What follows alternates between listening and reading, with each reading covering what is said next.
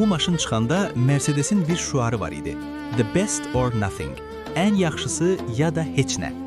Marketing baxımından S600-ü əfsanə edən gedişlər bunlardır. Mercedes bu maşını bazara çıxaranda bu maşın qənaətcildir və ya büdcənizə uyğundur demədi. Əksinə, biz pulu dərdimiz eləmədik. Dünyanın ən yaxşı mühəndislik işini ortaya qoyduq mesajını verdi.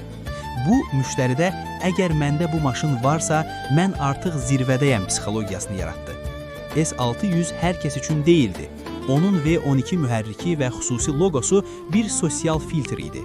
Marketing komandası bu maşını elə təqdim etdi ki, insanlar sadəcə bir nəqliyyat vasitəsi deyil, sanki özlərinə təkərlər üzərində şəxsi ofis və ya zirehli qala alırdılar.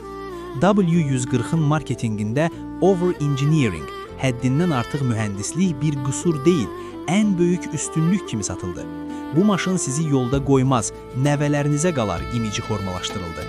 Bugün belə 30 yaşlı maşının hələ də sağlam qalması həmin marketing vədinə sadiqliyin sübutudur. Bugün şirkətlər bir maşının hər detalından 3-5 qəpik qənaət etməyə çalışır. Amma 90-cı illərdə Mercedes nə xərci varsa qoyun bura deyirdi. Bax buna marketingdə absolute quality, mütləq keyfiyyət deyilir. Mercedes S600-ü reklam edəndə orta təbəqəni hədəf almamışdı. Marketingdə bir qayda var, funksiyanı yox, hissi sat. S600 sizə sürəti yox, toxunulmazlıq hissini satırdı.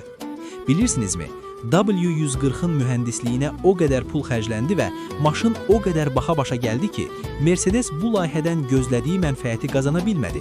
Amma onlar başqa bir şey qazandılar, əbədi brend reputasiyası. Bəzən bir məhsuldan pul itirmək, brendin tarixinə qızıl hərflərlə yazılmaq üçün ən yaxşı investisiyadır.